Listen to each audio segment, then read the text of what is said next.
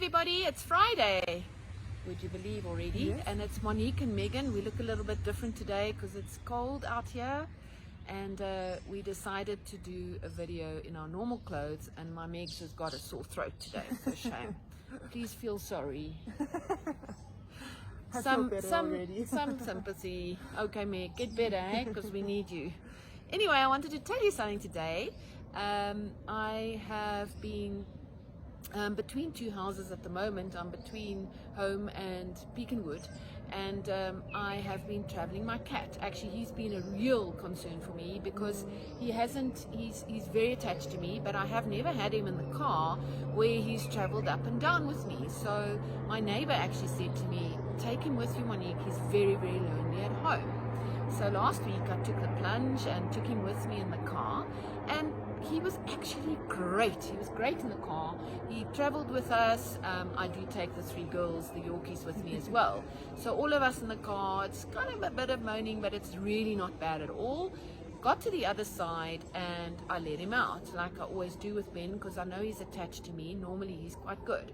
So Megan, what I did do was I let him in the spare room. I let him get used to the bed and sleep on the bed and just be there. He was a bit wide-eyed the first day. Wide-eyed and bushy-tailed. Yes, literally.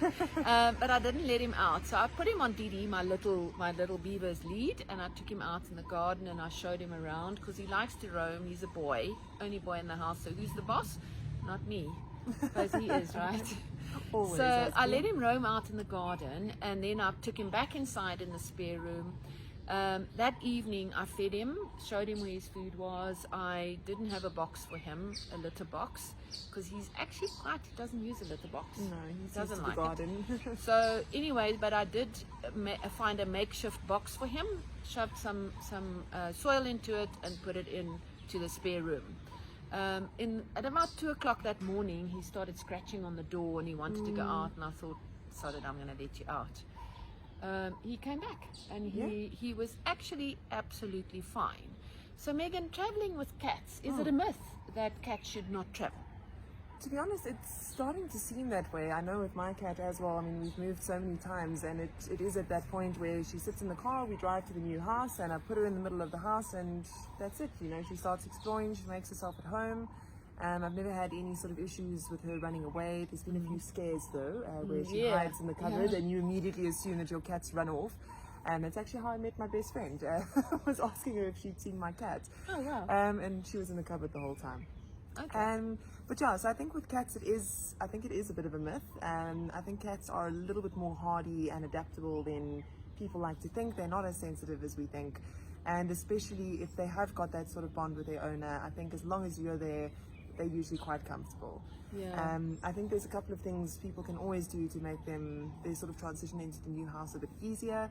Of course, it's having some of their own belongings in the new house, whether it be a bed or their blankets, or three Yorkies, as you've said, or their best friends. The girls. And of course, if their companions are there, you know, it makes the whole transition a lot easier. And just a couple of things to keep in mind, just to make sure that they know where their food and water is. I know with me, the first time I moved, I felt the need to keep taking my cat back to the food and water, but once they know, they know. And so it does seem to be a lot easier to transition with cats than people originally thought. Even easier than with dogs, I could almost risk saying, because you know, Ben settled in easily. He's like he's bomb proof.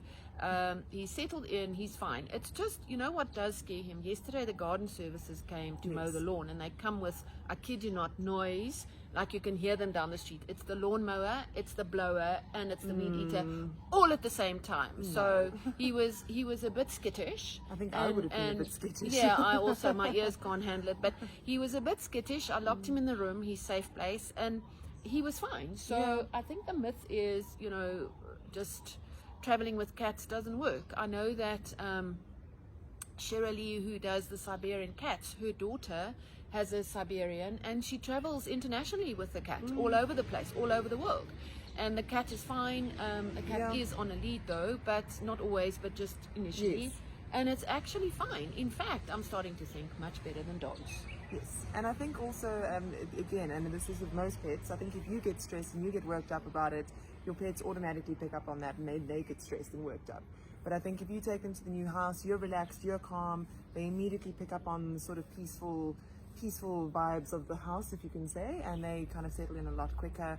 But like you said, with the gardening services, I think one thing to keep in mind, especially with cats, is new noises. And just check your new garden to make sure there's no holes that, you know, your neighbor's Rottweiler or Bulbul might sneak through the fence, you know, and come and, you know, give your cat a heart attack or worse. Yeah.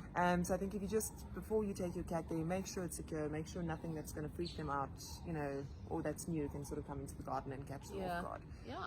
So that was just an interesting fact to share with you.